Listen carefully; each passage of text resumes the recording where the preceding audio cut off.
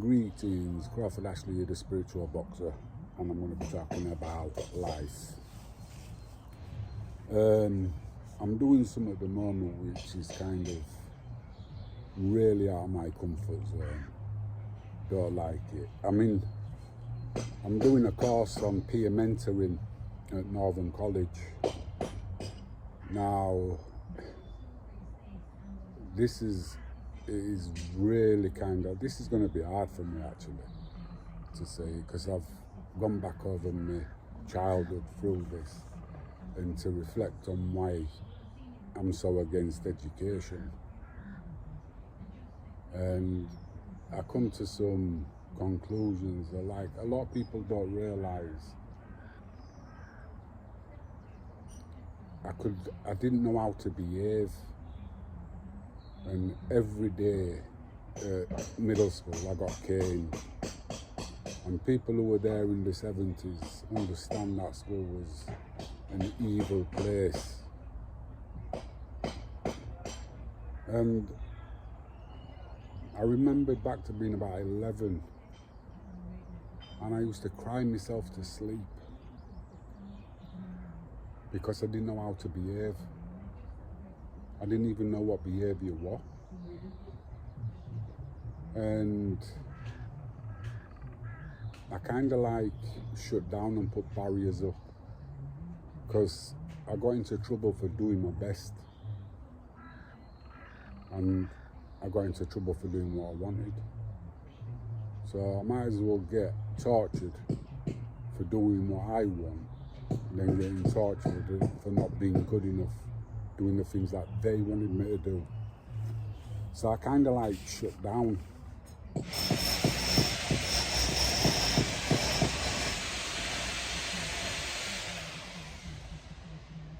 And it's like,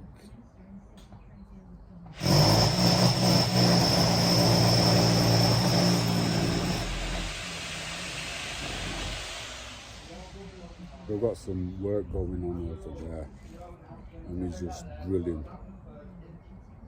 So like I was saying about shutting down, and especially to authority, how can you tell me what to do? You know, my opinion matters. And yeah, I was thinking about it, like when I went to high school, it was a former grammar school, and the teachers were very, very strict. And I made my mind up when I was 13, nobody's hitting me again, unless it's in a boxing ring, but nobody's hitting me, nobody's caning me, nobody's giving me the slipper. Because nobody now, I was only like 13, has that authority over me. I'm taking that back. Because like I said, every day, my last year in middle school, when I was 12, I got caned or slippered. So going to school for me was going to get tortured. And I put up a lot of barriers, but like I said before, I don't show emotions which I've hidden, so you can't hurt me. You'll never see it in my face. There's very few people see me in pain.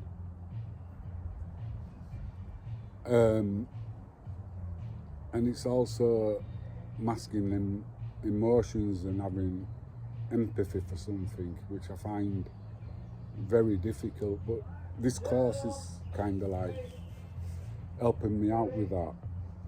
But my barriers to education, because I left school with no qualifications whatsoever, I refused to get qualified, and I still have that. But I went to Northern College, I got my arm twisted to go on an health and well-being course as an introductory course.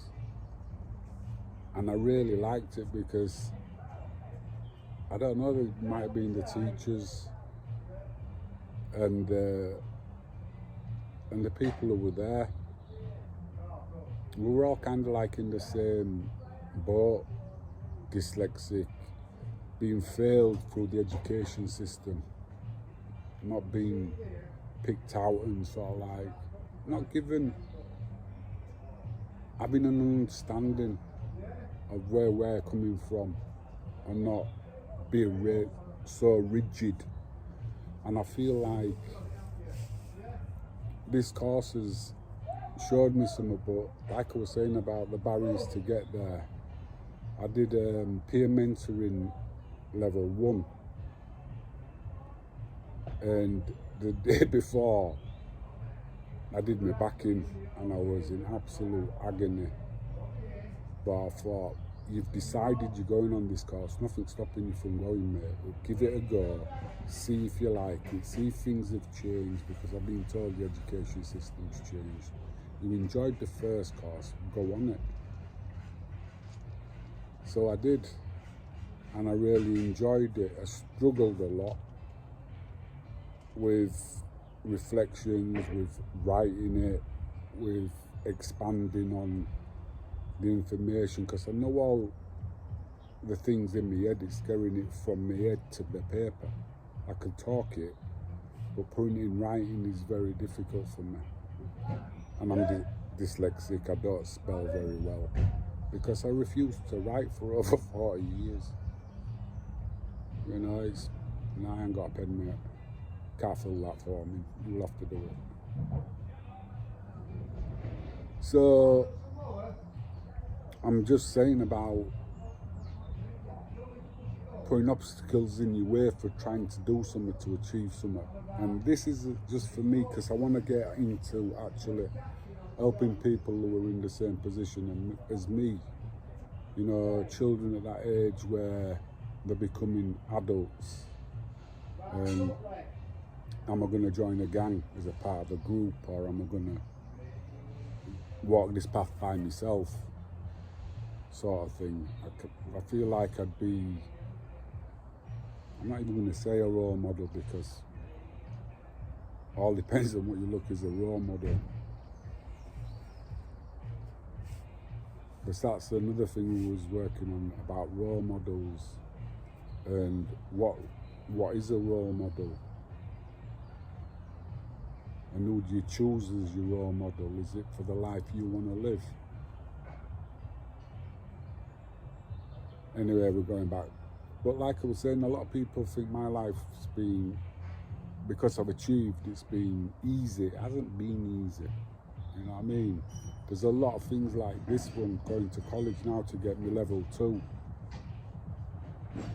Because I want to go into teaching boxing and mentoring as well. The level 2 course, my car failed its MOT and I hate public transport. But to achieve it, I have to get 3 buses on a morning and 3 buses on an evening back. And it's, what's stopping me from doing it? Nothing, because I've decided I'm going to do it no matter what it takes. I'm going to complete the course. If I pass it, great. If I don't pass it, I'm not bothered. At least I've achieved something by completing it. And going against all them things I thought education was, it isn't. And what I find, you have to be academic to get into these places where you can be of help. And I don't want to become too academic, because I think the life skills I've got and the way I can relate to these kids isn't academically, because they don't see academia as important, just like I never did. But now I realise that this system, you need that.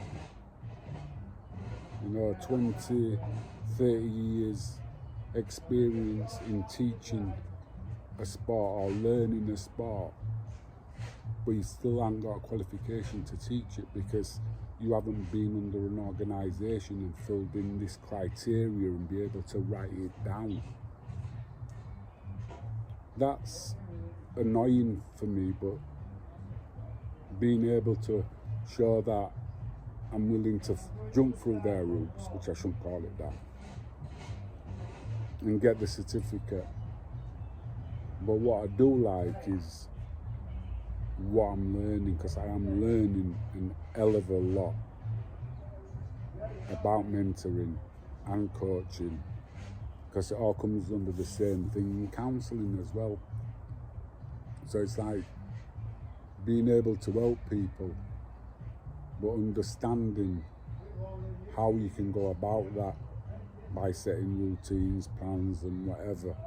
So I'm glad I've gone on it, and I think the teacher, Lee, and the other two tutors there, they seem like they just want to help you. And that's great. It's like the mentoring you, and you're the mentee, but it's weird because you're watching how they're doing it and you're learning from them how they explain things, and if it doesn't work, they don't look at you like you're stupid. They try and explain it a different way, and then the other people in the class will explain it their way, and then you get an idea and you actually realise what's going on, and that we're all see things different and have different interpretations on things, which for me is brilliant. Anyway, I just wanted to tell you about whatever you want to do, there's going to be obstacles going in your way. Like I said, 6 buses waiting for buses, 2 hours to get there and 2 hours to get back. That's stress, and I don't do stress. This is the life I like, being in a hammock, drinking coffee and chatting. But what I really like more than most things is teaching boxing, because I just think it's helps so much with life. It's essential to life. And I was lucky because I was at a boxing gym from the age of 7. So that was my kind of like release from school, because when I was at the boxing gym, the coaches I had, they were the ones who basically helped me realise that my opinion mattered, because they'd ask me what I'd be seeing during sparring. Is that okay? But how do you think it'd that do if we tried this? And sometimes I'd tell them something and they'd tell the kid to try that in the next round to see what had happened. So my opinion, you know what I mean, had a bit of weight behind it, because it's somebody wanted to have a look at it to see if it would work. Sometimes it did, sometimes it didn't, but that's how we learn. And like I said about being one of the most unruliest kids in school, and then at 14 winning the British Schoolboy Boxing Championship, which is one of the most disciplined sports there is. What was the difference? None of the teachers could understand it. I never changed. My opinion mattered.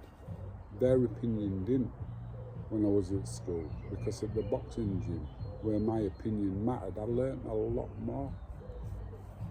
more than most, because I understood that this is about my life, not about their life and how they see me.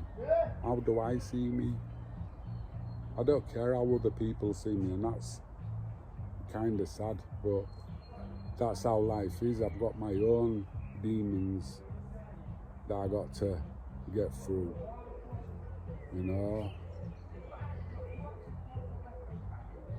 Like, I don't know if I was born lucky or born unlucky, because I've got a very short memory and I've got a very high pain threshold. So I don't learn by being hit. It don't work for me. Anyway, I hope this has helped somebody. If it has, great. Put a thumbs up. If it hasn't, sorry for wasting your time. Anyway, if you like the vibe, then please subscribe. Most of my channel's about boxing, but like I say, it's a big crossover between them both, boxing and life. And yeah, I have been very depressed, which I've done one on if you want to check that one out. Anyway, I'll see you on the other side. Bye.